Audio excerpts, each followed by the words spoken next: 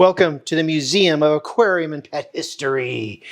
Thank you for coming. You know the drill. Close your door, lock up, don't let anybody know what you're doing, and let's go for another 5-minute video. Okay, so this came in the other day, and it's a Windsor Piston aquarium pump from Aquarium Pump and Products Company out of New York, Queens Village, New York. And somebody put it up on eBay, and I got it. And it was expensive. Not expensive, but with freight and everything, it was like $55. But they bought it at a garage sale for $1. So I thought I'd just show you. If you guys aren't hitting garage sales, you're missing it. And I was going to plug it in, but I could see that the belt is off. Well, let's just see really quickly if I can get the belt on. Maybe. Maybe.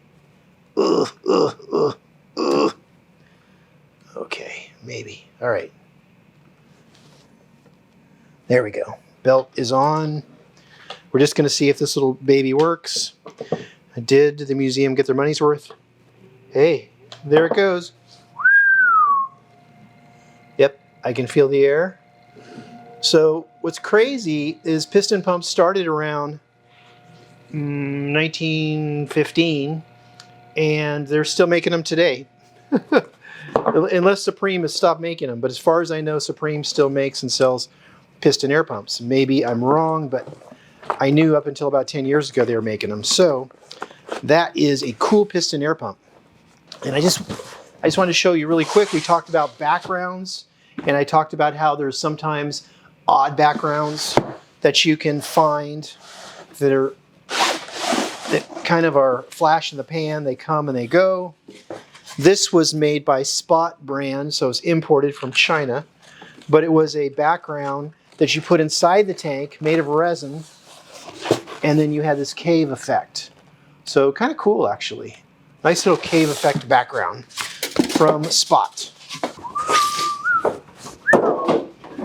Okay. So not to disappoint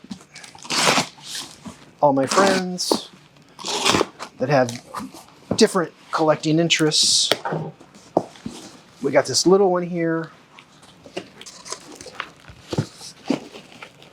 I think I know what it is. I'm not positive. It's small.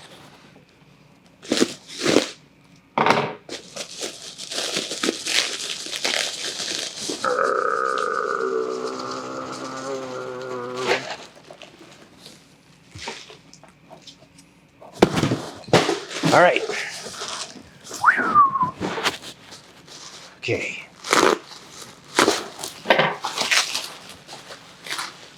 So when you pack them, you should pack them very carefully. And when you open them, probably open them a little more carefully than I'm doing. I've just opened so many of them that I know the weak spots. I know where I shouldn't go when it comes to opening things like this. This is really cool. This is a really tiny little cage. And it had a lot of interest when it came up. And I wasn't super interested in it until I saw that the bottom said Hendryx. I'm like, wow, that's a Hendryx? I've never seen a Hendryx like that.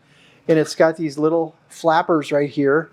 And what you do is you put a slide in a feeder, and then you slide that down, and that holds the feeder in. Normally there's glass that goes down here, but this has metal. It does have a slide out tray, but it's got feet. So the feet kind of throw you off as far as when this was made. So I looked in the Hendryx catalogs from the 1800s. Nope. If it was from the 1800s, it would have a door on the front. And this has a door on the side right here. And it would have a little decal up here. And it would have rope. It would have rope design on the uprights. So that gives it away as not Victorian. I looked up to about 1915. Nope. So I'm guessing between 1920 and 1930. You know, after the 30s, I don't think you really had feet. So that's a cute little, probably for a small, tiny canary, like if you're one of the smaller varieties of canaries.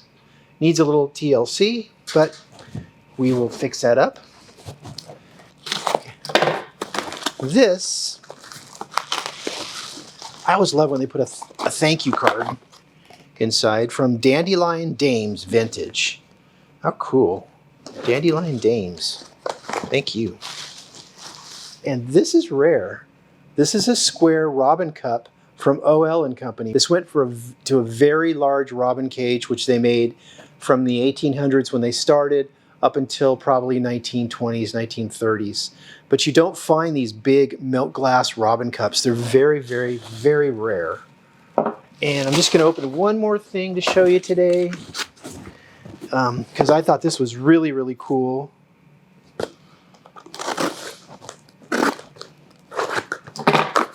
A friend of mine brought this to my attention.